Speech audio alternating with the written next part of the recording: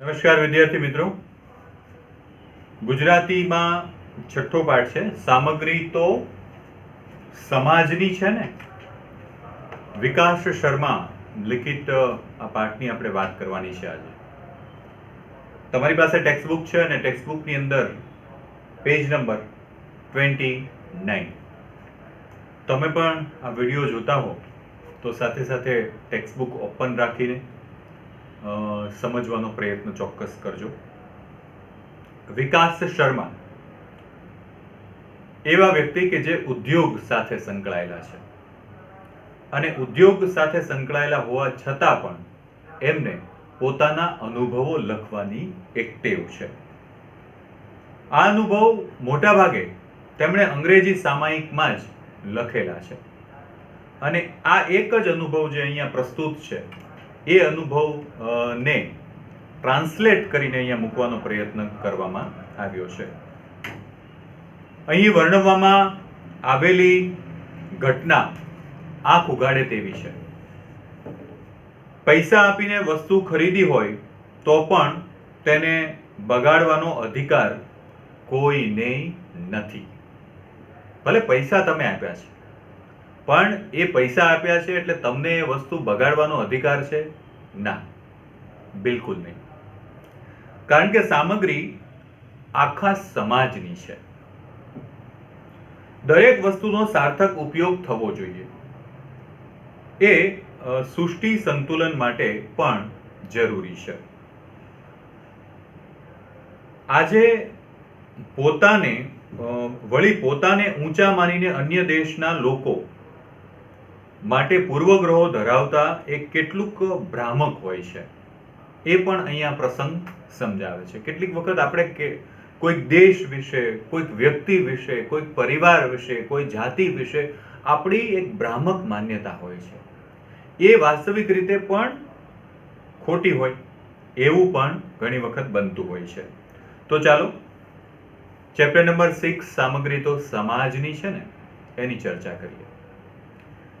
એક એવી વાત અહીંયા મૂકવામાં આવી છે કે જેની અંદર વિકાસ શર્મા પોતે જ આ પોતાનો અનુભવ લખે છે અને એના અનુસંધાને એ જ્યારે જર્મનીની અંદર જાય છે ત્યારે એક હોટલની અંદર એમના મિત્રો એમને પાર્ટી આપે છે. એટલે પાર્ટી આપતી વખતે એ હોટલમાં જાય છે અને બહુ બધું જમવાનું મંગાવે છે.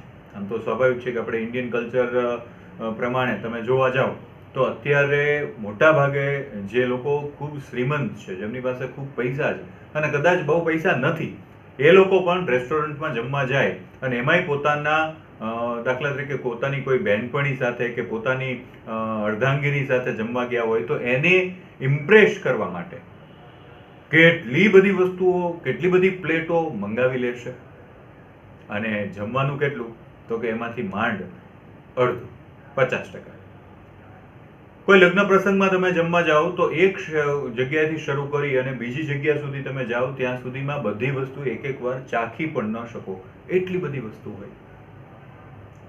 તો એ જ વાતને કેન્દ્રમાં રાખીને ત્યાં જ્યારે રેસ્ટોરન્ટમાં જમવા જાય છે અડધા કરતાં પણ વધારે એ લોકો એઠું મૂકી દે છે. ત્યાં એક વૃદ્ધ એક ગ્રુપ છે એ જમવા આવ્યું હોય છે અને એ લોકો એની ફરિયાદ કરે છે અને ફરિયાદના અનુસંધાને સોશિયલ સર્વિસના માણસો આવે છે અને 50 યુરોનો દંડ પણ કરે છે. એ પહેલા જર્મન પ્રજા કે જર્મન લોકો આટલા સમૃદ્ધ છે, આટલો સમૃદ્ધ દેશ છે, ખૂબ ધનાઢ્ય દેશ છે, તો એ કેમ આવા પ્રકારના વિચારો કરતા હશે? શા માટે? કારણ કે એમાંથી એક જ વાત કે પૈસા આપણા છે, પૈસા મારા કે તમારા છે, પણ સામગ્રી એ તો સમાજની છે જેમાં અધિકાર સહિયારો છે. તો એ જ વાત આપણે આ પાઠમાંથી કરવાની છે. જર્મની ઉદ્યોગ ધંધાની દ્રષ્ટિએ ઘણો આગળ વધેલો દેશ છે. ટેકનોલોજીની દ્રષ્ટિએ પણ આગળ છે. નાના નાના નગરોમાંય ઉચ્ચ ટેકનોલોજી વાળા ચીજવસ્તુઓ બનાવાય છે. આથી આપણને એમ થાય કે આવા દેશના લોકો ઘણું મોજશોખ વાળું અને વૈભવ વિલાસી જીવન જીવતા હશે. કમસે કમ મારા મનમાં તો એવી જ છાપ હતી, પરંતુ હમણાં અમારે જર્મની જવાનું થયું અને મેં નજર જોયું તેમજ કેટલાક જાત અનુભવો થયા. ત્યારે મને થયું કે આપણા લોકોની આવી છાપ કેટલી ખોટી છે. જ્યારે એને જર્મની જવાનું થયું અને ત્યાં એમણે વિચાર્યું કે કેવો દેશ, અને ખરેખર જ્યારે એમને એક અનુભવ થયો, એક એક્સપિરિયન્સ થયો, એના ઉપરથી એમને કીધું કે ઓહો, આ દેશની આ ખાસિયત છે.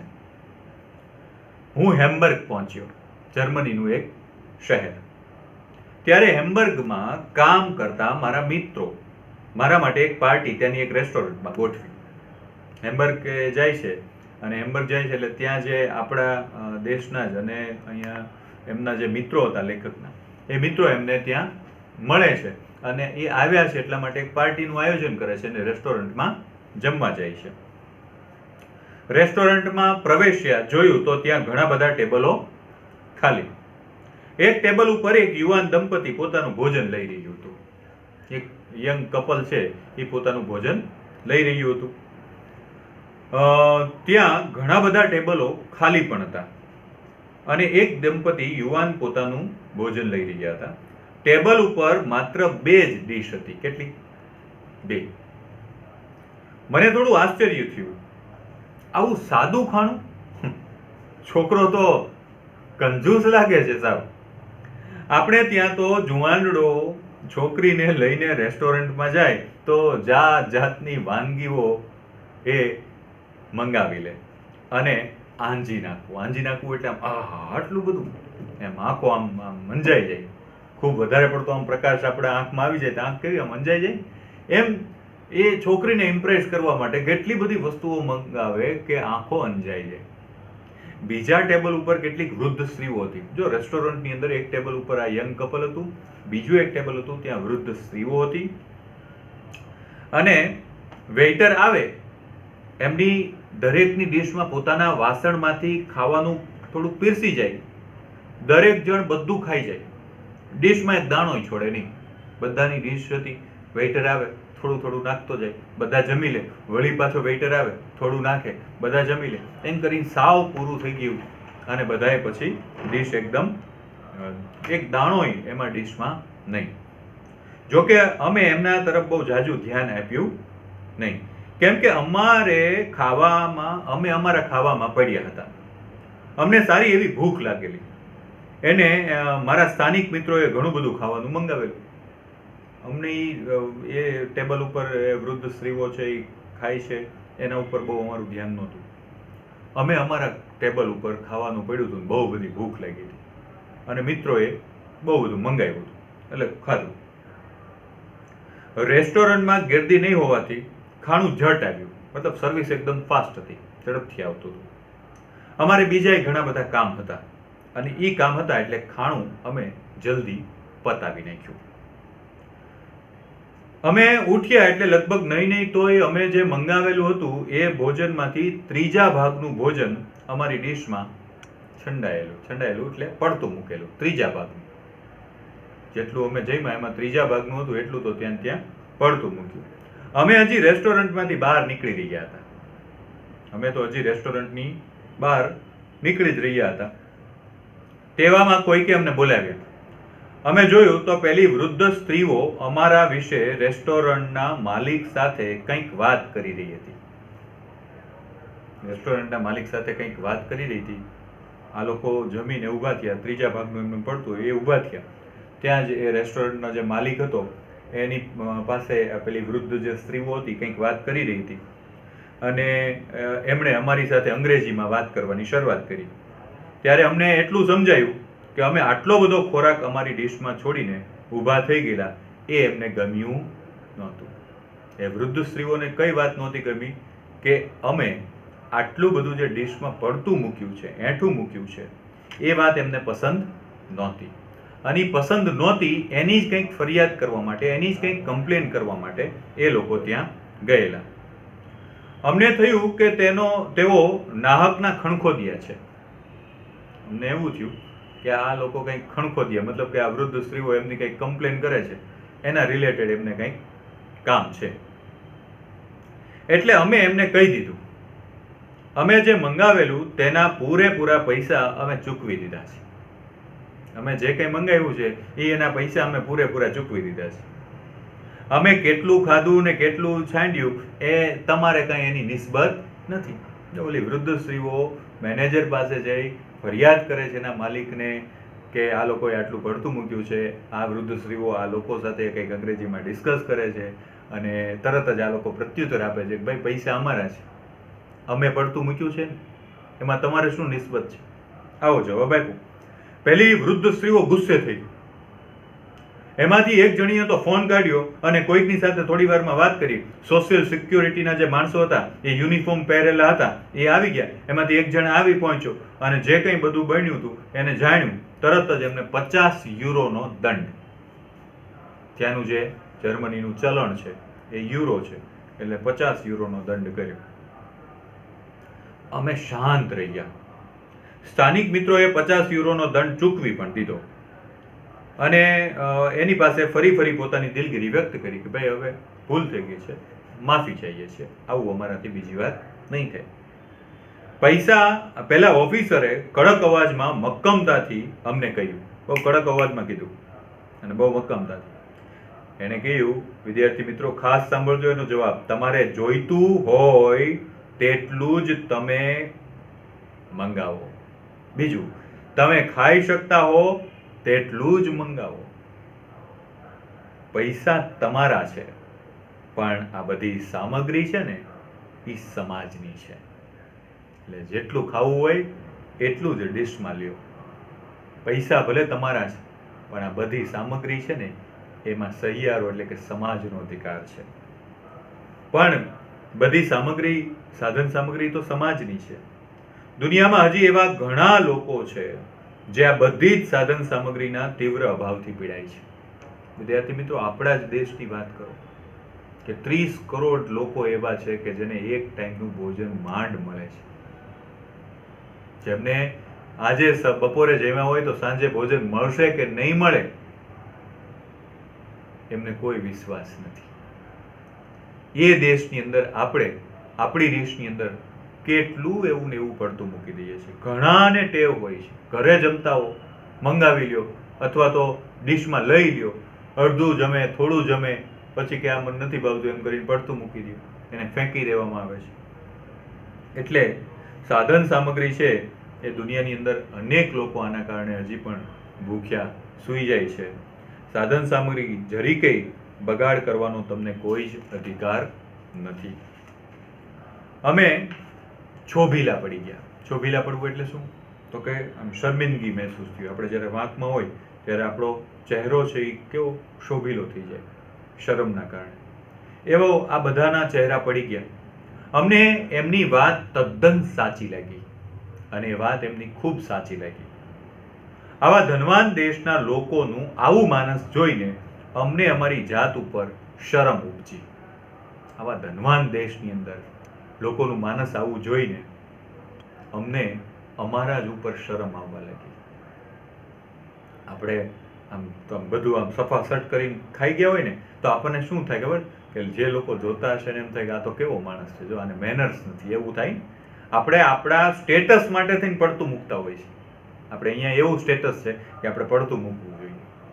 પાણીનો ગ્લાસ ભર્યો આમ પૂરેપૂરો પી જાય તો કે એ મેનર્સ ન કહેવાય, થોડુંક બાકી રાખે એ સ્ટેટસ કહેવાય. આવી જે માનસિકતા છે એમાંથી આપણે બહાર નીકળવાની જરૂર છે. અને એ બહાર નીકળવા માટે ખરેખર આ સાધન સામગ્રી એ સમાજની છે એ વાત આપણે ચોક્કસ સ્વીકારવી જોઈએ. ખરેખર આપણે આવી બાબતનો ગંભીરતાથી વિચાર કરવો જોઈએ. ખૂબ જ ગંભીરતાથી એ વિચાર જો નહીં કરીએ તો આવનારા સમયની અંદર કંઈક એવું પરિણામ આવશે કે જેના કારણભૂત આપણે પણ હોઈ શકીએ.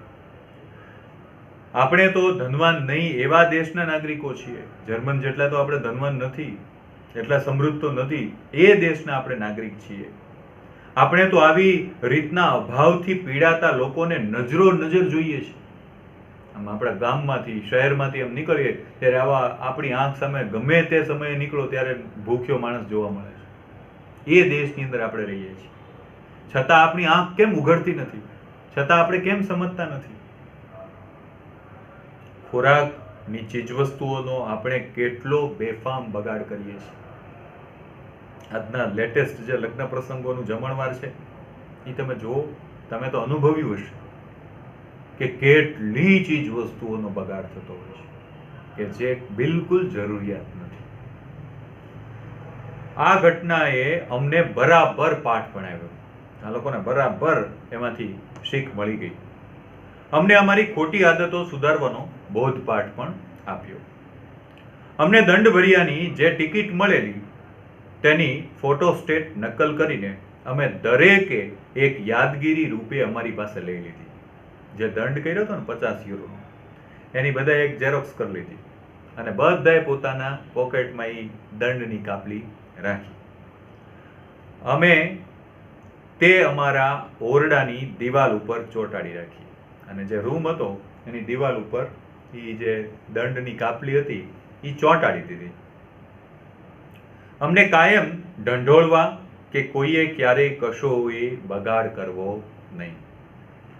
કાયમ ઢંઢોળવા માટે. અને એ વાત અમને એટલા માટે અમારી દિવાલની સામે રાખી છે કે અમે આ વસ્તુ બીજી વાર ભૂલ ન કરીએ. વિકાસ શર્માનું ભૂમિપુત્ર જે પુસ્તક છે એમાંથી આ લેવામાં આવેલો એક અંશ છે, જેનું ગુજરાતીમાં ટ્રાન્સલેટ કરીને તમારી સામે મૂકવાનો પ્રયત્ન કર્યો છે. ટેક્સ્ટબુકની અંદર જે કંઈ પ્રશ્નો છે સ્વાધ્યાયના, એ સ્વાધ્યાયના પ્રશ્નો તમારે તમારી નોટબુકમાં વિદ્યાર્થી મિત્રો લખવાના છે. આ પાઠમાંથી ચોક્કસ આપણે કેટલીક વાતો યાદ રાખશું, પણ એક વાત જીવનભર યાદ રાખશું કે આપણને જેટલી પણ ભૂખ છે એટલું જ આપણે રેસ્ટોરન્ટમાં જઈએ ત્યારે મંગાવીએ, એનાથી વધારે નહીં. અને જેટલું પણ આવતું જાય, ભલે 2 વાર 3 વાર મંગાવવું પડે, પણ જેટલું આવે છે એને પૂરું આપણી ભૂખ છે સંતોષાય ત્યાં સુધી આપણે જમી લેવું જોઈએ, જેથી કરીને આ સહિયારી સાધન સામગ્રી છે એનો બિલકુલ બગાડ થાય નહીં. આપ સૌ વિદ્યાર્થી મિત્રો, કદાચ આપના માધ્યમથી જે વિદ્યાર્થીઓ સુધી આ વિડીયો નથી પહોંચ્યો એ ચોક્કસ પહોંચાડવામાં મદદરૂપ બનશો. ચેનલને સબસ્ક્રાઇબ ન કરી હોય તો તુરંત એટલા માટે કરશો કે આવનારા વિડીયો ની નોટિફિકેશન તમારા મોબાઈલની સ્ક્રીન ઉપર તમને સૌથી પહેલાં જોવા મળશે. અને ગમે તો ચોક્કસ લાઈક અને શેર પણ કરજો. Thank you very much. ખૂબ ખૂબ આભાર.